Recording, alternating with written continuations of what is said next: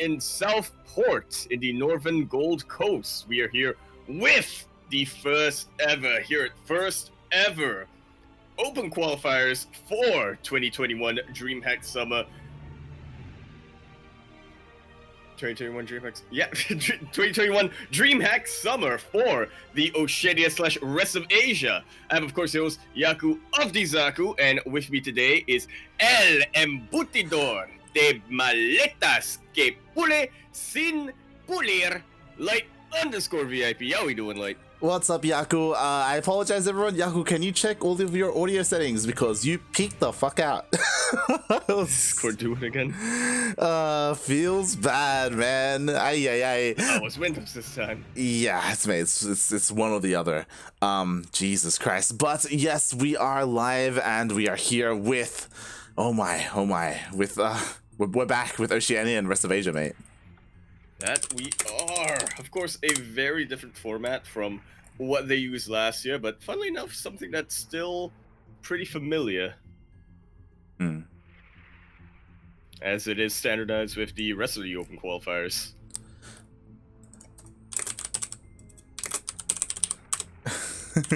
Yeah, exactly. Sorry, as I was just messaging some players, the brackets did just go live and we still have to kind of decide where we want to fall. Oh my, as the players are starting to get ready. And mate, what would you say to a PvP between two Southeast Asian players that we haven't seen in a while? Oh? I'm of course referring to Quantel and Saiko. Dude, that, you know what? I would not be opposed to that. Oh boy, exactly. But of course, before we get too far ahead of ourselves, we are of course in the very first qualifier of DreamHack Oceania and rest of Asia. I know this is a little bit confusing for a lot of people because we did just have A and Z champ qualifiers last week. That's a completely separate and isolated event. That's not that has no bearing on DreamHack whatsoever. Of course, last year A and Z champs was essentially a second round of qualifiers that we had for the DreamHack events, but this year, completely separate. It is going to be its own thing. So now we're back in familiar territory. Yeah.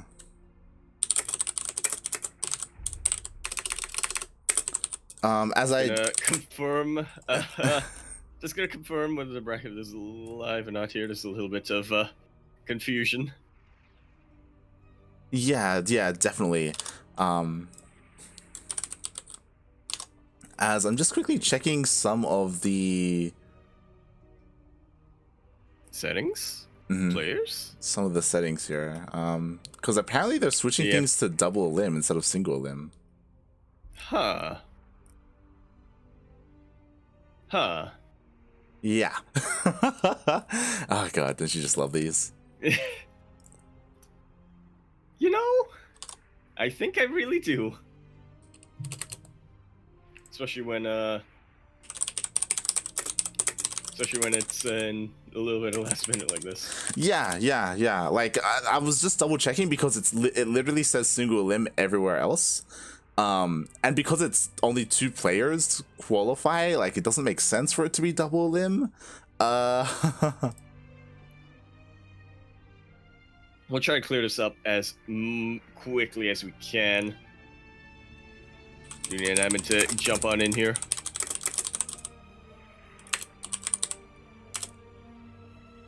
Oh boy, huh.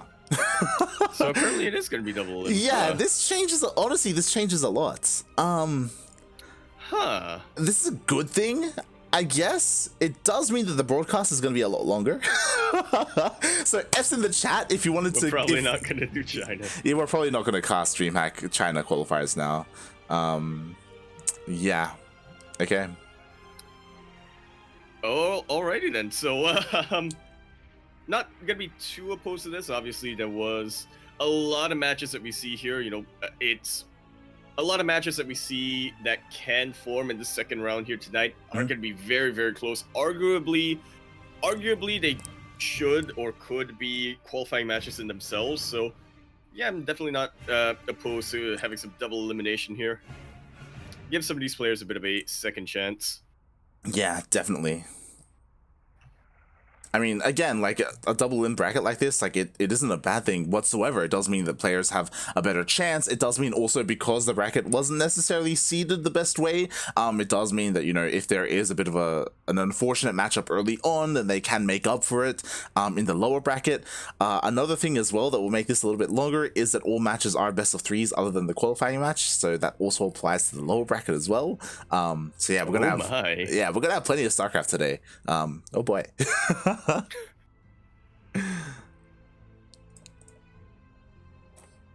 But to kick things off, that was a prompt. I was gonna be like, so we should be seeing the Quantel versus Saiko here. We did ask them a little bit earlier on. Yeah, I apologize. I'm just trying to liaise between like Discord and in-game and trying to figure out what is happening. But yes, you're right. Looking at everyone exclamation mark B in the bracket. If you want to have a look at the bracket, there are a lot of pretty amazing games going on right now. Obviously, we are kind of biased and we have our own players competing today, and we kind of do want to follow Oreo and Starduck as best we can. But looking at the bracket, honestly, Starduck has a pretty straight up road, at least to the semis, and I did want to try and find something a little bit more spicy, so going for these Southeast Asian players who have been MIA for a while, like, let's go. Like, we haven't casted them since last year. Yeah, we also don't want to be sounding too biased here, at least not to start things off. Oh yeah, so we're gonna allow, I believe Renegade is gonna be casting some of the other matches here. Yes, there are going to be 2 English streams, and we're going to do the best we can to cover everything that we can. Renegade going to be going towards the lower half of the bracket, and we will be covering the upper half of the bracket. That's kind of how we've decided to split things up. So yeah, that's the current plan, and we'll see how we go here. God, it's been so long since I've seen these guys.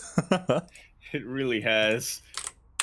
Honestly, I think you say we'll see where we go from here. I can already see there's quite a lot of PvP potential going forward.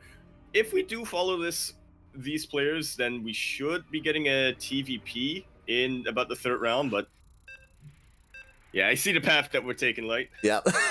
Exactly. We have a couple of new faces. We have a bunch of old faces. Hut has shown up. Exclamation mark Funada Crimson, by the way. Yo, where's Crimson at? He showed up for ANZ Champs, and he signed up for the tournament, but he did not check in. I think it's past his bedtime. He did. Unironically, he said that normally he goes to bed at this time. Yeah. What is that, about 9 p.m. in New Zealand? 9 p.m. Huh. Well, you gotta get your beauty sleep. But speaking of beauties, here we are in Oxide LE. We're in the top right-hand corner map, starting all the way in the top right-hand corner. We have the Teal Protoss player coming down for the land of Indonesia. One of the absolute top players to come out from the archipelago. He is representing Clan Ilids. He is Quantel. And spawning in the bottom left-hand corner of Oxide LE, we have the Singaporean Protoss. He is red. He is representing Team Brorio. Not quite Oreo, but his bros. It is Saiko. Is he still on Downfall Gaming, now I think about it? I double check that real quick. Yeah, I was curious as well about that. I don't think he is. Oh, that's unfortunate. Yeah, I did notice that a decent amount of players did leave the Downfall Gaming roster. I'm uncertain as to who is left on it and who isn't. I did see that, I think even Chappie, like, switched his clan tag, like, even on his main account to SC Swarm. But I'm not, I have to, we may as well just ask them if we do cast them. Yeah, that's always a possibility to do. And already Quantel winning our hearts at the very least. Oh yeah, grabbing that gas seal. Yeah, it may have been 6 months since we've casted the both of these players, but you know what, mate? Straight up, Quantel going for that gas seal. That's GG. Yeah, honestly, might as well just start planning how you're gonna play out in your next game from now. Oh my god, hold on. We just got updated in the chat by Oreo.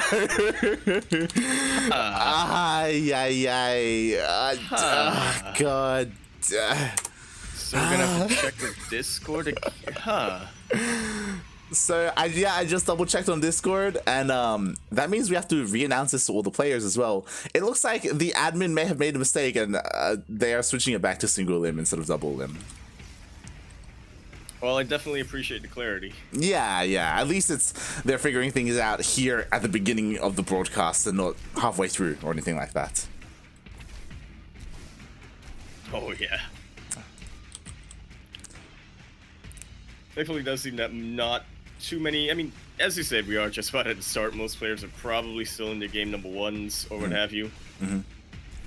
Yeah, exactly, or still setting up and doing their vetoes, but we'll see how this turns out, because again, for those people who are unaware, Quantel, of course, he is the best player from Indonesia, and he is good enough to have even qualified for ANZ Champs last year. I don't think he quite made it to the main event of DreamHack, but he has proven himself to be, you know, one of the best Protosses in Southeast Asia. He absolutely is, and I was going to go into that a little bit. Both of these players, I'd like to call them the ANZ contenders, if you will. Different points in last year, both of them managed to make it into the ANZ Champs event. Obviously, they weren't the favorite players or anything. They didn't quite make it to the main event, but they were able to make it there. They were able to make quite a tournament out of it.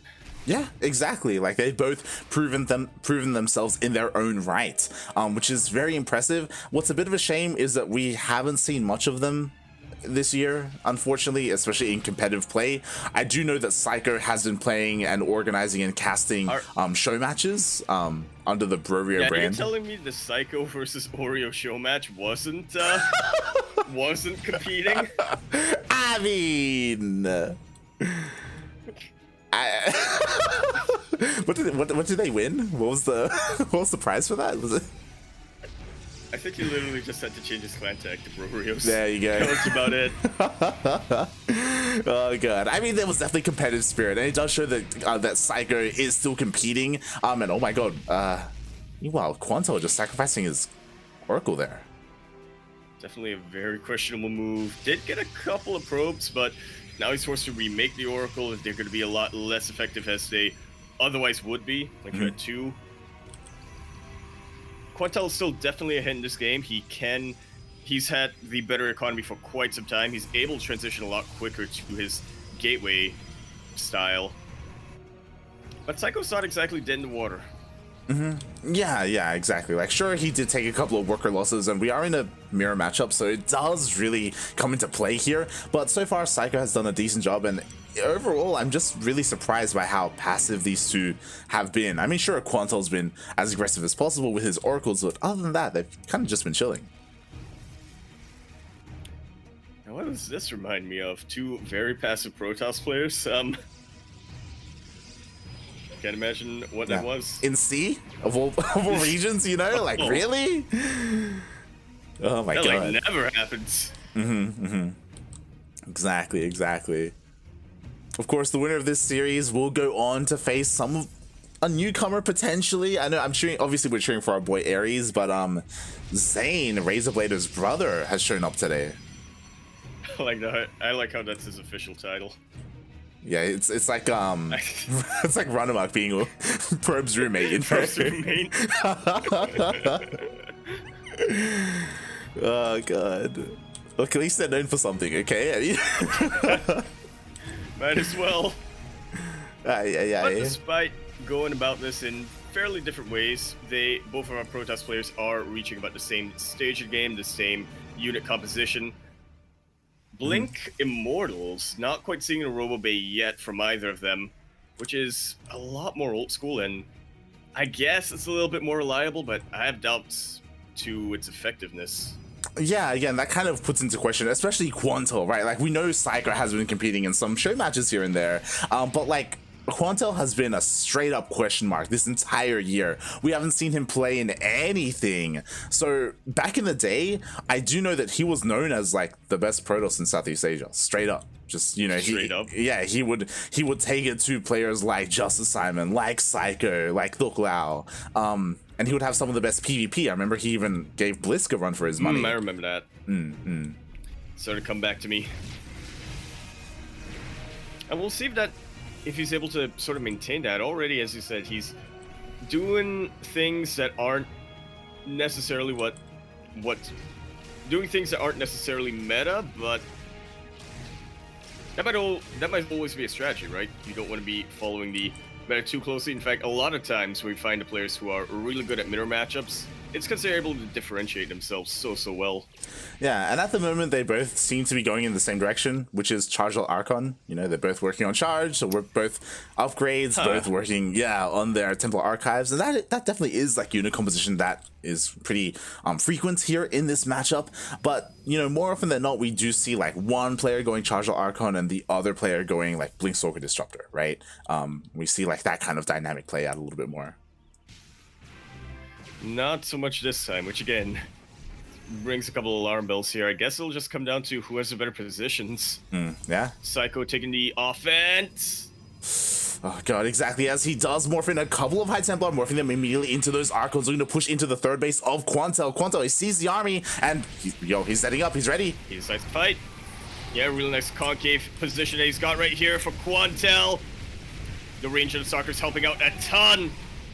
Fighting within shield battery range, but funnily enough, the shield batteries didn't need to be utilized. Takes out the Warp Prism, but may have focused a little bit too much on it. The Immortals of Saiko really wreaking havoc on the Stalkers. Yeah, exactly. So many of those Zealots are just stuck behind that force field, but finally they do break through. They get on top of the Immortals of Saiko, and it looks like Quantel should be able to clean this up. Just a flat-out bloodbath from both sides.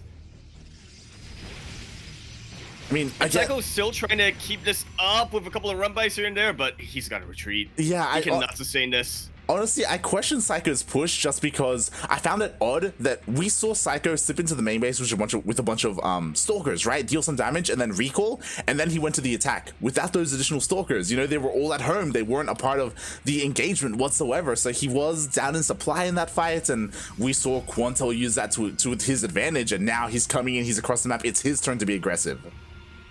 Got just about everything he needs. Morphing all these High Templar into Archons, more than enough to start two-shotting these Zealots. Battery overcharge will be utilized, and there's not quite enough for Quantel to break through yet. But these Archons, like, the splash damage is starting to pile up. Yeah, but like arguably, mate, those Archons, they were sitting at the last fight for the entirety of it. Like they were just kind of chilling in the back. They wanted to get on top of those Zealots. It took them so long to finally be a part of it. Finally, they do push on forward. All the Zealots get cleaned up. And it looks like Quantel, despite the Archons not being a part of the first engagement, he is still able to push through.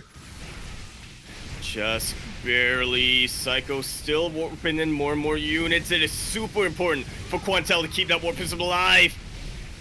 Oh god, exactly. Super useful keeping it in the back. Yeah, another warping of Zealots is coming in. It looks like Quantel should be able to overwhelm whatever Saiko has. GG gets called. Quantel takes game number 1. Oof. And there were definitely some very questionable moves taken from Saiko in that game, but beautiful responses coming out from Quantel.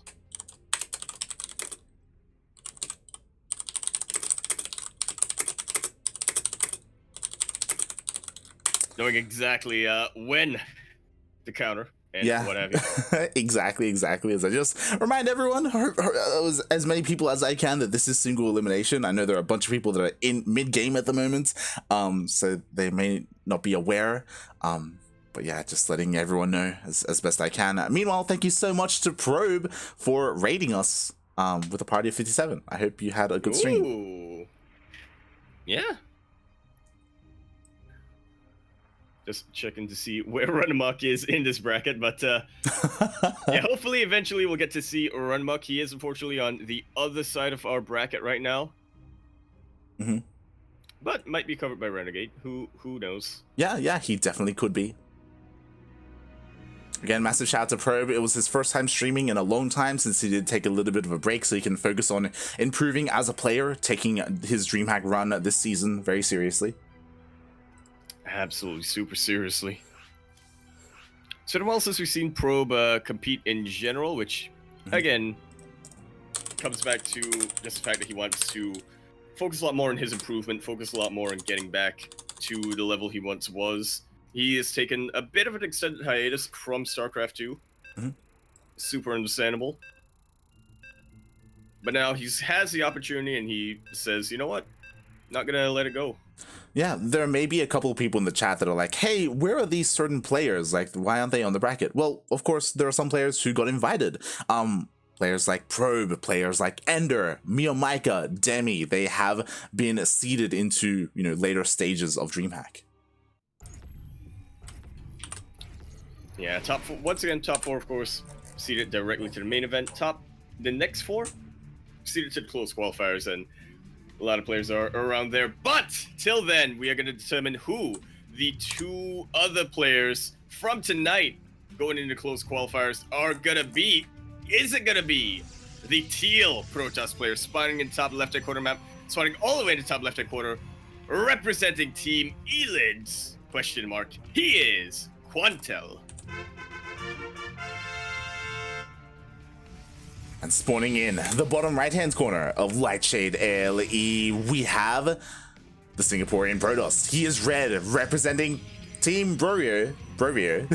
It's so weird saying that. It is Saiko.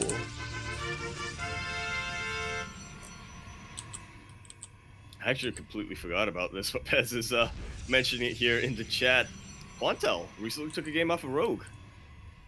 That he did. I can't. Like, how does he do it? I don't know.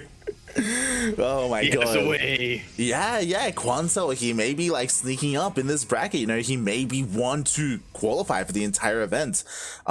We'll see. A lot of big names today. As a reminder, there are 2 qualifiers. So this is the first one. The second one is tomorrow. So even if players get knocked out today, they will have another chance. Yeah, a bit of a shame that it is one after the other. I mean, in fact, the open qualifier number 2 is going to be less than 24 hours after today, but looks like Saiko wants to make sure he doesn't have to return. Oh yeah, I mean, mate, this is what I wanted in a PvP. You know, let's be real here. Oh yeah, none of this hang back, macro to 3 bases, get our +2 upgrades in. Nah. Saiko, what are you gonna show us here? Robo or Stargate? Exactly. That's what I want to know. I mean, he does have a pylon here. Unfortunately, he doesn't have a probe there to throw anything down, as the Cybercore did finish up. So at the moment, it does seem just like a spotter pylon for now. Oh, never mind. A probe is looking to come back. Yeah, he's returning to the spot. What's it going to be? I kind of want it to be a Robo, but I think the safer bet will be a Stargate coming up from Quantel. Yeah. There we go. Or... Okay, yeah. Twilight Council. It is a Stargate here, proxied at the moment. Quantel still has a probe active out on the map, and oh, he's actually checking the corners of the bases. Sorry, of the map. Looks like so far he isn't quite checking. Oh, the stalker actually gets close, but it is not really yet. Oh, it might. Oh, but the stalkers! Oh, Saiko! Gonna be putting a complete stop to that. Quantel still completely blind to the proxy.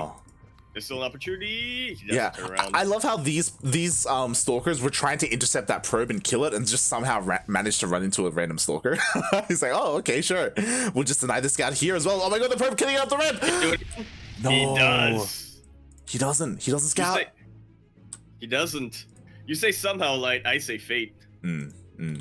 Mate, Saiko, he's crazy. He's on another level. Mentally, he's... Oh god. But the good kind of other level. Exactly. The Miyamika kind. Is that good? Is that bad? Oh boy. So distinguish it. And something I do like this from Saiko. Yeah? Yeah, he's actually banking up the oracles. Not going to be pulling a bit of a Quantel in this game number 2. Wants to make sure that even if there are shield batteries surrounded by the mineral lines, he's going to be able to just chew through those probes one after another. Yeah, speaking of those probes, right now there's nothing in the mineral line to defend anything. There's no shield battery, there's no cannon. The stalkers are at the natural base, not in the main. So right now, these oracles, they can deal a lot of damage. And they can! Quantel nowhere in position with the stalkers. I don't believe he doesn't have blink either. Oh. Not this early on, but Saiko backing away, turning around.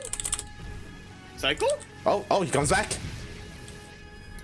And he does decide to take out the probes, as many as he can. Forces a bit of a retreat here from the Stalkers. Quantel wanting to be a little bit aggressive, but a complete stop has been put into that. 11 probes go down. That is going to prompt Quantel to go for a massive counterattack. Yep, here we go. I mean, Quantel, he did lose a decent amount of workers, right? 11 probes went down. Like, that's absolutely insane. And one of the oracles is still alive. Yo, he's coming back in. And he's going straight forward. Even takes out a couple more probes. This is really sealing the deal right now for Saiko. He is making sure that for Quantel, it is do or die. And he's going to do everything he can to make sure that Quantel dies. Oh, God. And this is beautiful, mate. Look at this. Saiko, he has 3 shield batteries. He has 2 pylons. He has sentry, 4 force field. Never mind. He just uses energy for a hallucinated scout instead. But again, like, he has so much here to defend. He should have enough. But Quantel does have that immortal. He does. There's so much DPS on his hands right now. God. Doesn't quite have blink. He can potentially start one-shotting these Stalkers. Stalkers probably the last unit you want right now, but to be fair, what other unit would Saiko have? He's really working with what he's got. If he can hold on for a bit longer, maybe? Yeah, exactly. A couple of adepts do shade behind the mineral line. They are distracting the Stalkers a little bit there, waiting for this force field to run out. And you know what? There's barely any energy left on that sentry. He focus down the immortal. Blinks right on top of that, and the rest of the army just falls like flies. Saiko looks like he's taking us to the ace match. Yeah, exactly. That adept sure was dealing some damage, but there were plenty of shield batteries to keep everything alive. Saiko defends beautifully, and now he's ahead in workers, he's ahead in upgrades. I say upgrades, well, he does have blink, of course, so that means he can be aggressive across the map. Yeah, not opting for the Forge just yet, but as he said, he can be a lot more active than Quantel can. He's just continuing to take out more and more probes. Exactly, and what does Quantel have at home? He has a single immortal. To be fair, I've been saying one blink. Yeah, shield batteries can keep him alive, but it's very possible for Saiko to just blink on forward and just focus him down, just burst DPS him. Does he go for it? Just like he doesn't use the blink just yet. Saiko being a little bit more cautious this time. That's fair, that's fair. Obviously, Quantel has overcharge available to him. Obviously, there was another shield battery on the way, and there's not too many Stalkers here. There's no pylon, there's no War Prism to reinforce. Yeah, Saiko is well aware that this army doesn't have a lot of sustainability. The mission right now is to just keep Quantel back, keep him contained on 2 bases for as long as possible. Meanwhile, he's grabbing his 3rd base. This is super important. Quantel lost a lot of probes earlier on. He's starting to actually catch up with the probe count now, Light. Yeah, something that was surprising to me is after the push was denied here at the natural base, Quantel was only down like 6 workers. Like, the disparity wasn't that big. And as we can see, like, it's still not that big. What's interesting to me is, of course, we have Glaives on the way. This feels like a bit of a Hail Mary play for Quantel. He knows, like, he suffered a lot of damage early on, and he's just going for it, mate. He is still going for a 3rd, though. Yeah, he hasn't completely lost hope. He's not going for any insane all-ins, but he knows that he needs to equalize the economic damage Saiko did. And he can't quite afford a Stargate. He can't quite afford well, I mean, that would be the main harassment unit, right? Oracles or any sort of Stargate unit. So he's just, again, working with what he's got. He's got a lot of gateways, so he might as well grab Glaives and try to shade as much as possible. Yeah, again, it's a very interesting decision that he decided to go for Glaive Adepts over Blink Stalkers. He obviously had 2 options ahead of him, right? And he opted to go for this one. We'll see if it works out for him. He did just barely finish up his War Prism. Ooh, maybe instead of going for a head-on engagement, it looks like he wants to harass. What you do, like, as an answer here? Yeah, definitely. You know, he's headed towards that main base. Ooh, almost scattered by the probe. But is able to dodge that. I think Quantel's feeling pretty confident in his macro. He knows that he doesn't need to go for any massive Hail Mary plays. He just needs to, again, just try to keep Saiko back, try to catch up once again on the economy. Definitely, and here come the Adepts. It looks like there's a cannon here, so it is messing up their DPS a little bit. They do not commit to the shade. Oh my god, they're gonna get a lot of worker kills here. Just like so, and with that, Quantel has already overtaken the worker lead. Like 8 probes right now, like. Exactly, and that was only with 4 Adepts. It's crazy. That is not something that was supposed to happen after the opening. Yeah. Quantel now playing a little bit more standard to what we expect in PvP right now, grabbing some disruptors. You can go for a double robo. Oh, the one person Oh god! The move commands from both ends. Ooh, but Saiko, he was on top of it. He did snipe that War Prism. Meanwhile, he's pushing on forward. I don't know if this is the best move here. There are 3 Immortals. Oh my god, but he's got plenty of charge slots. 3 Immortals. Charge slots trying to get right on top of the Immortals, and they do get us around. Battery overcharge is now being popped, but Saiko is really starting to bleed out. He can still continue to reinforce though. Oh god, that he is the absolute key unit for him right now. Yeah, and the Immortals of Quantel are so exposed. Every single one of them gets focused out. The Disruptor comes in and he does get a shot off, but he only takes down a single sentry. Yeah, a single Disruptor is not going to be enough. When you're up against Archons or Immortals like that, you need at least 2 of them. Quantel was able to evacuate a decent amount of probes, but not enough. GG's call. Saiko takes the ace match. Very close for a while there. Quantel fighting from beyond on the grave, somehow able to get himself back on equal footing. But all Saiko needed after taking such a good lead in the early game was just a single engagement going slightly well. I think is how I phrase it. Well, I mean, that engagement went beautifully for Saiko there. It really did. A lot of it did come down to the fact that, he snapped the War Prism, right? On top of that, Quantel actually didn't know that the army was coming his way. Unlike Saiko, who had probes all over the place scouting, which I thought was really impressive, Quantel, he was a little bit more in the dark. He only had, I think it was 1, maybe 2 shield batteries at his third base. Like, he really wasn't prepared for any kind of attack coming his way. Yeah, he tried to make do with what little he had by the end of the game, but in the end, just did not have enough. I like how you described the spotter probes, by the way. Like, really impressive. And you know what? They kind of are. It's not something I would have thought of using. Yeah, it's one of those things where just not a lot of people do it. Like, they have different ways of scouting, of course, whether it's with workers, whether it's with pylons or supply depots or something. Yeah, there are just various different ways that people can utilize them to scout, and yeah, Saiko using his probes. Yeah. Not the most popular choice, but a fairly effective one, has demonstrated. Do have a couple of updates here on the bracket. Azure versus Hut are currently playing out in the match right above this one. That is going to be TVT, and that means that the match after this match is going to be a TVP, as Zane takes out Ares 2-0. We're going to have a PvP following, no matter if regardless if Quantel or Saiko advances. Meanwhile, I would ask you to leave the previous lobby and join the new one as the players are about to get going. I was wondering why they didn't. I was wondering why I didn't hear the beeps. I jumped in the lobby and then I tapped out to look at the bracket. It's all good. It's all good. Oh god. But yeah, honestly, this is life hacks. Azure versus prospective casters out there. Yeah, Azure versus Hut is an amazing matchup. There was someone who pointed it out in the chat. I believe, as I quickly checked, Firefly Grave was being like, "Hey, Hut, back in the day, he used to be a competitive player. He used to be, one of the best in Australia." And you're 100% right. He definitely was. Unfortunately, in 2019, he did take a bit of a step back from the game. Last year in 2020, he did return for a little bit, for literally like a month, if that. And here he is once again, returning a couple of weeks ago to compete in ANZ Champs, and now in the DreamHack qualifiers. Yeah, I think there were a lot of times in late Heart of Swarm and mid Legacy of Void where he straight up was just the best player from Australia. Arguably one of the most naturally talented players out there as well. Yeah. So it's really glad to see him come back and take this a bit more seriously. But we're going to be concluding this best of 3 series here on Blackburn LE. We're in the bottom right-hand corner map, spawning all the way in the bottom right-hand corner. We have the teal Protoss player, potentially about to get proxied. He is going to be representing Elite from the land of Indonesia. He is Quantel.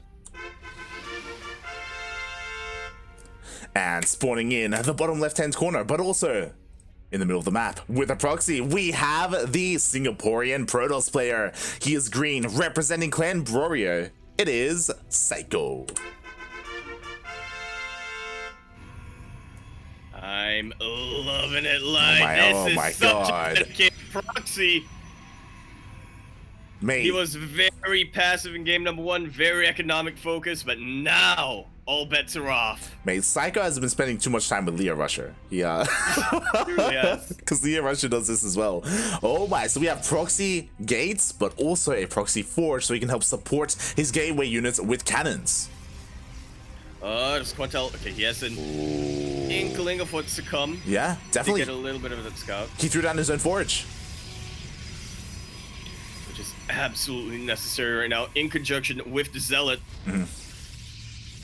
Yeah, exactly. Does venture throwing a cannon, that cannon is super protected. It definitely is. We'll see what else Saiko can get done here. Again, Quantel is still in the dark. He doesn't really know what is coming. Oh, never mind. He actually scouted the proxy. Oh, no. Zelda's going across the map, trying to force Saiko into an all-in, but I feel like that's just poking the bear in a sense. Yeah, we'll see. I mean, the cannons are on the way. There's already one cannon finishing up here for Saiko. Zealot does show himself, and there isn't really anything here to defend for Quantel, but again, he does have cannons on the way back here. That's an Artosis pylon, though. It's a super Artosis pylon. Oh my god, both of them really, as both pylons are gonna go down. Oh no, Quantel, please. That's it. With that, that is it. There's nothing powering the production buildings. The cannons will still get up, but there are 2 Zealots now. Like, they can take so much cannon shots. What's shocking to me, as this cannon will fall, by the way, like, there's no way that Quantel can hold his low ground. What does he have up here on the high ground? Nothing so far. He needs to throw down some cannons. What's shocking to me is that Quantel scouted this. He scouted this, and he kind of allowed this to happen. He just watched it all kind of unfold, and he came up with his own response, and it just didn't work out. He came up with his own response. It was the wrong response. He sent his Zealot immediately across the map. Yeah. I mean, he did force all the probes across the map, you know, the boys have been pulled. That might be worse, depending on how you look at it, because, you know, if Quantel doesn't know how much money Saiko has right now, right? If Saiko might just start throwing down a couple of buildings here and there, end up winning a base trade, but that's not looking too likely. The boys have been pulled. Yeah, one of the cannons does go down, and what's important is that Quantel, there, GG, he is still mining. He had cannons in the mineral line, and Saiko, he had no mining at all. He was all in. Quantel takes it.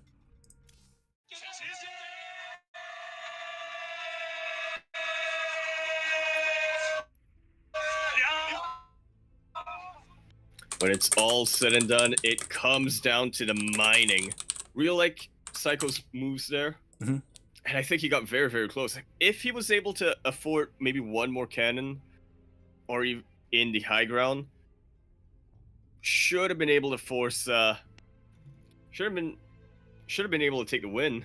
But in the end, I was questioning it, but a very good response from Quantel to just force Saiko to stop mining. He knew that he'd only have one base at that point. Yeah, honestly, I was a little bit concerned. Like, I have to wonder if Saiko could have just pulled his boys. Concerned, not if he probably just pulled his boys and just killed that one Zealot, and then he could have kept mining. That's what I'm kind of thinking of. I don't know if it was the correct reaction to just like send all of his workers across the map. I don't know if that was necessary. Maybe it was. Yeah. I guess it wasn't necessary, but if he was gonna try to fight the Zealot there, it would have been very micro-intensive coming out from him. He had, I mean, go for a build like this, you already need to you already know you need to focus your attention on your opponent's base. You need to make sure you know where you're throwing down your cannons. You know what your units are doing.